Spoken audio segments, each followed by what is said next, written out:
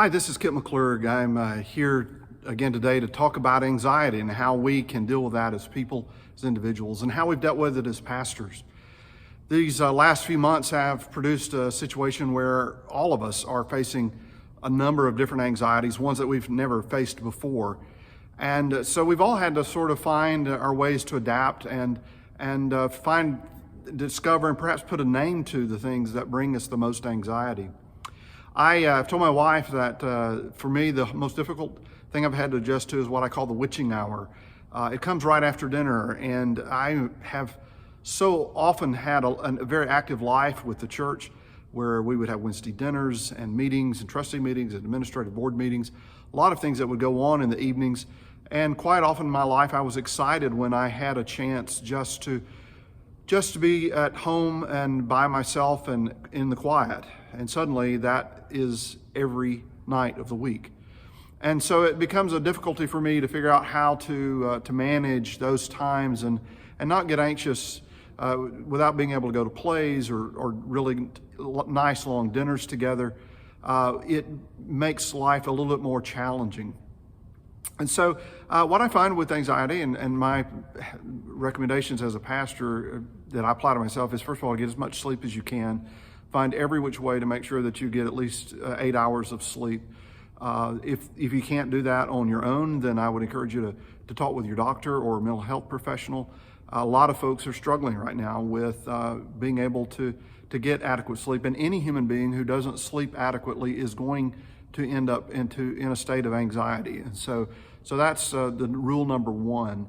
Exercise for me is very important, especially exercising with, I like to use weights or to do heavy yard work, things that really get my big muscles going, or not that I have big muscles, but get those large muscles of the body moving.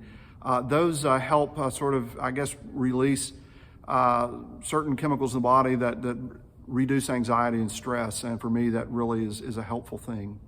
I have started trying to extend the times that I use for things that really do bring pleasure. So for meals, for example, at night when we're having dinner together with our children, we make that a longer time. We spend more time in conversation. We help each other clean the kitchen, whereas 6 months ago that would have been sort of more we need to eat dinner so we can go somewhere. Now we try to really relax and enjoy those moments at home.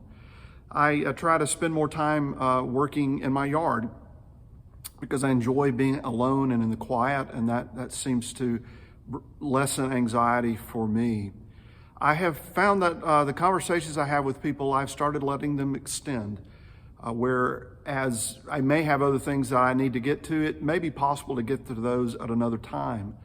But if I'm enjoying my moments with the person, then I want to extend those moments as long as possible. I like to get in the car and map out a place that I've never been, perhaps a suburb of Birmingham, or a road that I've never driven down, a part of the city that I'm not acquainted with. It gives me a chance to get out and to be able to get back, but it also is something new and something novel in life that I haven't explored before. And so these days it's a little bit too hot to bike, or I love to kayak, but it's there's not enough water in the rivers. So for me, a nice drive with air conditioning is a good way to release a little bit of anxiety and see something new in life. I've also discovered that one of the things that we have to deal with as people living in COVID is to some extent the anxiety of our own mortality. What will happen if we get COVID? We don't know. Will it be nothing more than I lost my sense of smell? Will it be a hospitalization? Could it lead to death?